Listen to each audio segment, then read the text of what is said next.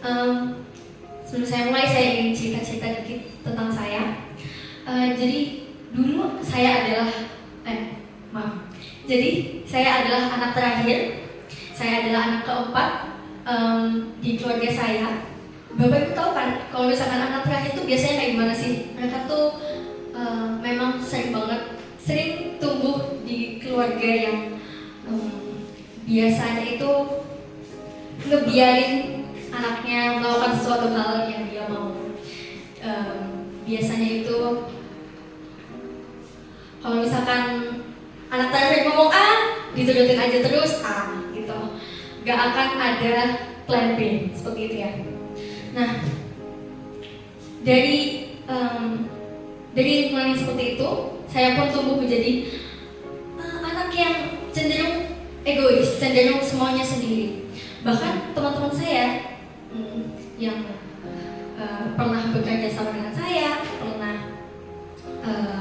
bikin tugas bareng, itu terkadang itu ngomong ke saya, kok kamu kayak semuanya sendiri sih, gitu. Saya dianggap sebagai orang yang gak mau dengerin kata orang. Saya dianggap sebagai orang yang gak mau dengerin kata orang, gak mau dengerin solusinya mereka seperti apa. Dari situlah akhirnya kelompok saya tuh jadi terbelakang. Terbelakang tuh kayak gimana? Terbelakang itu kayak sering telat ngumpulin, terus bukan sering telat, mepet deadline, atau nilainya juga paling akhir, hingga sampai terlihat juga waktu presentasi itu kalau kerjasamanya itu gak kuat gitu. Dari situlah kelompok saya ini akhirnya marahin saya. Gara-gara kamu yang semuanya sendiri, gara-gara kamu yang gak mau dengerin kita, gara-gara kamu kerjasama kita jadi kurang. Dari situlah saya pikir, oh iya, saya yang salah, saya terlalu egois. Akhirnya dari situ saya ikut acara motivasi seperti Bapak Ibu sekalian saat ini. 5 tahun yang lalu saya duduk di situ berharap dapat pencerahan. Saya ingat sekali pembicara waktu itu cerita tentang anak elang dan sekumpulan ayam. Ceritanya seorang petani menemukan sebutir telur di ladangnya. Dia ambil, dia lihat, oh telur ini kok di sini ya? Kayaknya punya saya. Akhirnya dia taruhlah di dalam kandang itu, meskipun pada saat itu telurnya tuh berbeda dengan telur yang biasanya dia punya. Waktu beberapa hari setelah dia menetas, lucunya Bapak Ibu, yang muncul itu bukan seorang anak itik yang biasanya warnanya kuning kecil gitu ya. Nah, ini yang muncul itu burung berwarna hitam. Burung itu terlahir di kandang ayam, akhirnya dia juga ikutlah keseharian ayam-ayam di situ. Akhirnya pada pagi hari sekumpulan ayam dan burung itu keluar mencari makan, melihat udara segar. Kemudian pada saat sore hari mereka kembali dan mengulangi siklus yang sama. Waktu itu suatu pagi, waktu mereka sedang mencari makan, burung hitam itu melihat ke atas. Wah, apa itu? Ada burung terbang. Aku pengen banget jadi kayak dia. Tapi teman-teman ayamnya dia pada ngomong, kita tuh gak bisa kayak gitu. Kita cuma di darat doang. Akhirnya salah satu ayam kuning datang ke dia, ayo cepet masuk gitu. Udahlah, mereka akhirnya masuk. Waktu di dalam dia bilang, kenapa sih? Itu tadi yang kamu lihat itu Raja Langit. Dia tuh makannya kita, jadi kita harus di dalam kandang waktu dia lewat. Oh gitu. Oh gitu. Oke, aku lain kali akan di dalam. Sambil dia tuh mikir, wah apa ya, aku pengen jadi kayak dia, aku pengen terbang kayak dia gitu. Berjalanlah kehidupan mereka seperti biasanya, sampai akhirnya ayam hitam itu meninggal. Mati. Ternyata, tahu nggak Bapak Ibu, ayam hitam itu sebetulnya apa? Ternyata ayam hitam itu adalah burung elang yang selama ini bersama ayam-ayam, perkumpulan ayam, dan mengira dia pun juga ayam. Dari cerita itu, yang saya tangkap adalah burung elang itu mati sia-sia tanpa perubahan. Saya yang egois ini, yang semaunya sendiri, yang gak mau dengerin orang lain itu bisa berakibat buruk, tidak untuk saya, tidak hanya untuk teman-teman saya, tapi juga saya sendiri. Saya gak berkembang menjadi manusia yang baik. Saya tidak ingin hal-hal yang tidak baik. Dari cerita itu, yang saya ambil adalah burung elang itu mati tanpa perubahan. Untuk saya, apabila saya tidak berubah, saya bisa mencelakai orang sekitar, bisa kehilangan orang-orang kesayangan saya. Dari situlah akhirnya saya memutuskan untuk berubah. Saya tidak ingin menjadi burung elang itu. Saya tidak ingin mati sia-sia tanpa perubahan. Saya tidak ingin kehilangan orang-orang tersayang saya. Akhirnya saya pun melakukan perubahan. Saya pun berubah, tidak hanya untuk saya, tapi juga untuk lingkungan sekitar saya. Saya berubah agar saya bisa mendengar saran dari orang sekitar saya. Saya berubah agar saya bisa memajukan organisasi saya lebih jauh. Saya berubah agar diri saya pun bisa berubah lebih baik lagi. Kalau saya bisa, kalian juga pasti bisa. Salam sukses, semangat perubahan.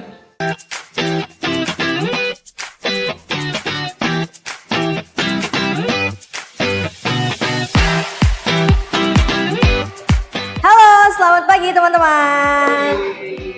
Kenalin, nama aku Wardah. Di sini aku mau mempropose ide gimana nanti kita ke Bali. Jadi sebetulnya ada dua cara ya, bisa lewat udara, bisa juga lewat darat dan laut. Nah, di sini aku sebetulnya mau mempropose transportasi udara. Kenapa? Aku tahu memang agak sedikit lebih mahal, tetapi memang lebih cepat, dua nggak terlalu mencapekkan diri gitu. Kalau dari teman-teman sekalian gimana? Kalau misalkan menurut aku sendiri, kalau lewat darat memang serunya itu kita bisa ngobrol bareng-bareng kan, terus juga bisa berhenti bentar, istirahat dulu gitu. Nah tapi kenapa aku menyarankan udara ini? Satu, karena aku menyarankan kita itu lebih banyak waktu di Bali daripada waktu di jalan seperti itu. Dan juga kalau misalkan dilihatnya itu biar bisa banyak ngobrol di jalan, gak apa-apa, tenang aja. Waktu di pesawat juga bisa ngobrol, meskipun emang gak guyup-guyup banget, tetapi nanti waktu sampai di Bali kan cuma bentar nih. Nanti waktu nyampe Bali bisa ngobrol-ngobrol, guyup bareng lagi gitu. Menurut aku sendiri, karena hotel itu juga menyangkut kenyamanan, menurut aku lebih ke makanannya aja yang dikurangi. Mungkin bisa dengan kita bawa bekal, bawa beras mungkin, bawa magicom mungkin, seperti itu. Karena emang tujuannya itu ke wisata ya, bukan ke tempat makan. Jadi menurut aku solusi ini tuh lebih oke, atau bisa juga dengan kita beli makanan yang murah-murah aja, bisa warteg atau ya makanan-makanan murah lah, 10.000 sampai 15.000 cukup. Kenapa baiknya transportasi udara? Kalau misalkan kita sewa mobil dari Surabaya, nah itu tuh sama aja ya, bisa bikin capek. Nah masalahnya karena kita berenam, takutnya itu capeknya tuh semuanya, capek satu, terus yang lain itu jadi ikut bad mood karena dia capek gitu. Jadi daripada kita bad moodan di sana, mending kita seru-seruan di sana tapi mengeluarkan budget lebih banyak dikit, seperti itu. Sekian dari saya, terima kasih.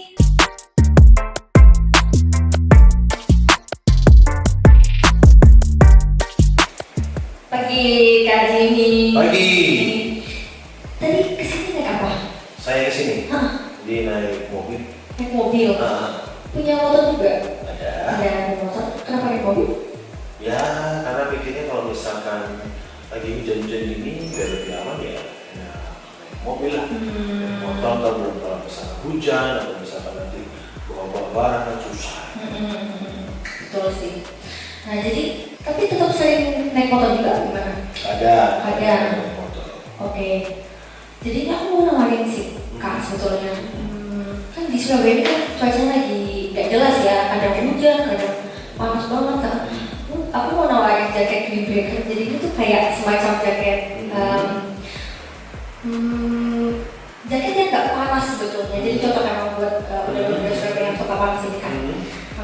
Terus habis itu kalau misalkan kena hujan dia tuh gak ngerobos gitu, jadi gak apa ya, gak bikin basah, jadi jatuhnya kayak jas hujan tapi gak panas gitu sih. Jadi emang cocok buat orang-orang yang suka orang-orang kerja yang butuh cepet. Nah, kalau misalkan saya ini kan kebetulan saya seringnya naik mobil. Jadi kalau misalkan motor itu ya kadang sih. Jadi saya pakai jaket ya apa aja saya pakai gitu. Oh gitu ya. Karena kadang itu sih Kak, kayak kita tetap harus kalau misalkan nanti keluar naik motor, kan Kakak udah sering banget naik mobil ini. Jadi kan kemungkinan jadi kan badannya itu gak gampang beradaptasi ya. Jadi cocoknya emang pakai jaket yang kalau misalkan dipakai itu gak bikin sakit gitu loh. Kalau misalkan pakai jaket-jaket yang biasa emang ya bisa gak bikin sakit juga sih, cuma kan kadang panas ya. Nah ini tuh gak panas. Kalau jaket saya itu nggak panas, dia kayaknya kain. Jadi kayak kain begitu. Saya cuma melihat ya udahlah pakai jaket pakai aja lah. Mau cuma beli paling jarak nggak sampai jauh-jauh, paling antara 5 menit 3 menit gitu doang gitu kan. Kan maksudnya jarak-jarak pendek aja ngapain kalau sampai pakai jaket gitu. Kadang sih cuma pakai helm jarak-jarak pendek. Oh gitu ya. Kalau misalkan jarak deket gitu pakainya kain. Ini biasa jaket-jaket yang dipasang gitu. Yang buat ya biar kalau misalkan pas siang-siang keluar ya biar nggak kena panas gitu aja sih. Nah kalau misalkan tiba-tiba hujan itu berarti teduh aja. Teduh aja ya. Nah kalau misalkan pakai jaket ini Kak, itu tuh cocok, itu tuh bisa kalau misalkan kita hujan gitu butuh cepet, itu nggak perlu ganti jas hujan juga bisa, jadi bisa langsung terus aja karena nggak terus air hujan gitu. Tapi kalau celananya? Nah kan kalau deket aja berarti kan agaknya kalau berteduh cuma deket doang kan kayak males ya. Jadi mending pakai jaket ini aja, nggak perlu ganti aja, langsung terobos aja bisa kok. Oh gitu. Jadi kayak gerimis gitu dia nggak masuk ke nggak masuk badan kita ya? Oh gitu. Saya baru masih ada produk yang seperti ini. Kalau misalkan secara kelebihan yang lain apa ya? Kalau misalkan kita bicara dia bisa biar angin juga nggak masuk ke badan kita, air juga nggak masuk. Dia ukurannya gede atau gimana? Kan kadang-kadang kita bawa dokumen apa sebagainya, kan kadang kita masukin ke dalam. Ini ada kayak kantong sakunya di dalam gitu sih. Jadi kan pakai zipper, jadi itu dokumen-dokumen yang di dalam jaket ya nggak bisa keluar juga gitu. Oh lebih aman. Lebih aman betul. Ya coba sih nanti saya coba pertimbangkan ya. Memang harganya berapa? 11-12 sama jaket biasa kok. Oh iya? Aduh nggak tahu lagi. Tapi aman nggak? Gampang sobek nggak gitu? Oh nggak gampang sobek. Ada pengalaman juga nggak sebelum? Iya aku berapa 2 tahun pakai ini nggak apa-apa aja, nggak sobek. Aku pernah jatuh nggak apa-apa. Oh iya? Coba sih saya pertimbangkan. Nanti saya dengarnya kan kalau misalkan hujan rintik-rintik apa itu udah nggak perlu pakai yang bawahnya ya. Itu aja masih nggak apa-apa ya. Coba sih nanti saya ada timbang, kalau misalkan memang harganya oke nanti saya hubungi warga. Oke. Thank you ya. Thank you.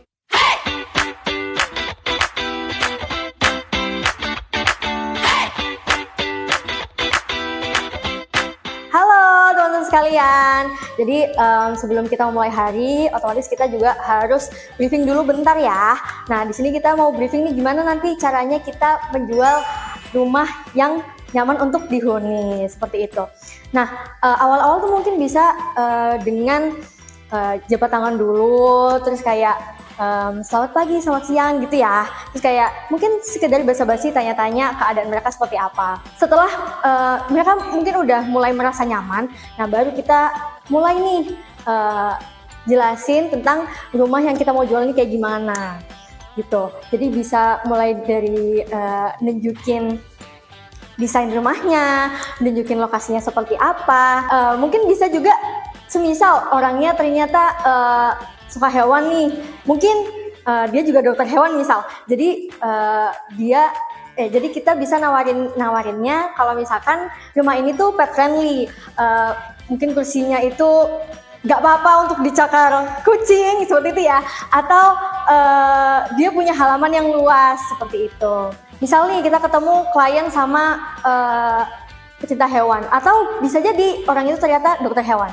Nah, mungkin bisa kita tawarkan rumah-rumah yang sirkulasi udaranya tuh lancar gitu ya, atau juga bisa dengan halaman yang luas, atau juga bisa dengan lingkungan yang pet friendly, bisa juga dengan lingkungan yang dekat dengan dokter hewan ataupun dengan salon hewan gitu, seperti itu. Jadi misal kita bisa tawarin lingkungan yang pet friendly itu bisa jadi kayak hijau-hijau, kayak hijau-hijau sawi. Kan biasanya kan hewan-hewan tuh suka berlarian di padang rumput yang hijau-hijau seperti sawi. Jadi kita bisa tawarkan seperti itu. Mungkin sekian dulu briefing kita hari ini. Semisal ada pertanyaan boleh ditanyakan. Oke, nggak ada? Oke, sekian. Terima kasih.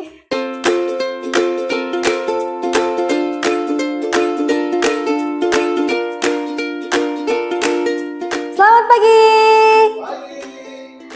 Halo teman-teman sekalian, perkenalkan nama saya Wardah Nadiba yang di sini akan menjadi pembawa acara kalian pada pagi hari ini. Sebelum saya mulai ini, saya pengen ajak kalian ikut game sebentar. Kalau misalkan saya ucap selamat pagi, kalian tepuk 1 kali. Kalau selamat siang, kalian tepuk 2 kali. Kalau misalkan saya ucap selamat malam, kalian harus hening ya bersama-sama. Oke, kita coba dulu. Selamat pagi. Selamat siang. Selamat malam. Baik, bagus sekali kawan-kawan semua. Sebelum saya mulai nih, kalian di sini yang berangkatnya naik kendaraan umum, coba angkat tangannya. Oh, dikit ya. Yang pagi ini sebelum berangkat udah mandi dulu, coba angkat tangan. Oh iya. Siapa yang hari ini keluar dari sini pengen membuat perubahan yang lebih besar? Coba angkat tangan semua. Baik. Saya ada sebuah cerita nih. Sebelum saya datang ke sini tuh saya nonton sebuah film, di mana film itu menunjukkan sebuah pasangan suami istri yang mereka berdua itu hidupnya sebetulnya pas-pasan. Mereka susah cari uang, mereka susah untuk beli makan, bahkan untuk menyekolahkan anaknya itu juga mereka agak-agak kesusahan. Nah tapi mereka tetap ingin membantu orang lain, meskipun dengan kesusahan tersebut. Saya waktu lihat film itu, saya berpikir, wah kasihan dong ini anaknya nggak bisa sekolah nanti gimana, anaknya nanti kurang makan, anaknya nanti nggak bisa main sama teman-temannya karena kekurangannya tersebut. Tapi seiring dengan waktu, tiba-tiba ada seiring dengan waktu, ketika anaknya mau beranjak ke jenjang sekolah yang lebih tinggi, dan ayah ibunya kesusahan untuk menyekolahkan anaknya, tiba-tiba suatu hari ada yang tok-tok rumahnya. Waktu dibuka, wah ada orang nih datang gitu, bilang kalau misalkan saya di sini kemarin pernah dibantu oleh bapak ibu, saya ingin membantu kembali, saya ingin mengembalikan bantuan tersebut kepada bapak ibu. Akhirnya waktu dikasih amplop nih, waktu dilihat amplopnya, wah isinya itu uang yang dibutuhkan untuk ayah ibunya agar bisa membantu anaknya. Meskipun belum sebegitu banyak, itu sudah cukup membantu. Terus beberapa hari kemudian ada lagi orang datang ngasih amplop lagi, ada lagi orang datang ngasih amplop lagi. Dari situ saya yang melihat, saya mendapatkan sebuah sebuah hidayah di mana ternyata hukum tabur tuai itu ada.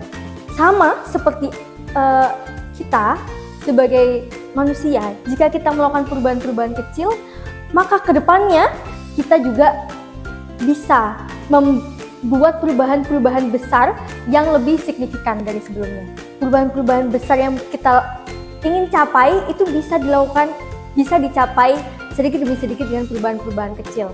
Nah, perubahan-perubahan kecil yang bisa kita lakukan adalah seperti terbuka dengan orang lain, terbuka dengan diri sendiri.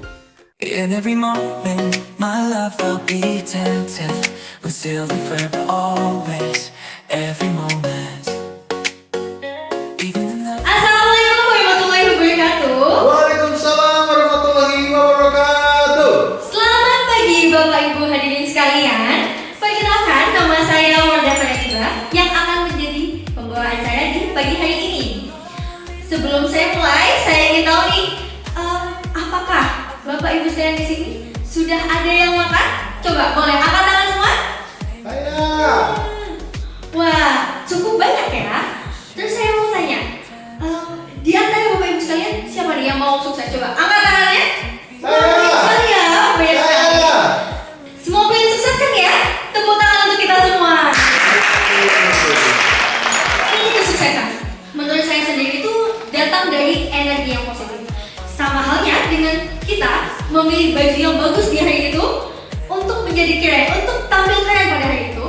Otomatis jika ingin menjadi orang yang sukses, kita juga butuh energi yang positif. Bapak Ibu sekalian, saya tuh ingat dengan pepatah knowledge is power. Knowledge is power itu apa sih? Pengetahuan adalah kekuatan. Saya tuh dulu kesulitan untuk berdiri di depan panggung seperti sekarang ini. Sama halnya dengan Bapak Ibu sekalian yang mungkin ketika di atas panggung itu grogi, tidak bisa berbicara, belibet gitu ya. Tetapi ketika kita tahu nih pengetahuannya, kita bisa merubah rasa takut itu menjadi rasa percaya diri. Baik Bapak Ibu sekalian, sekian dari cerita saya. Terima kasih sudah mendengarkan dan mohon maaf apabila ada salah kata.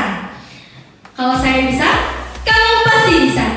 Jangan lupa untuk memilih energi positifmu setiap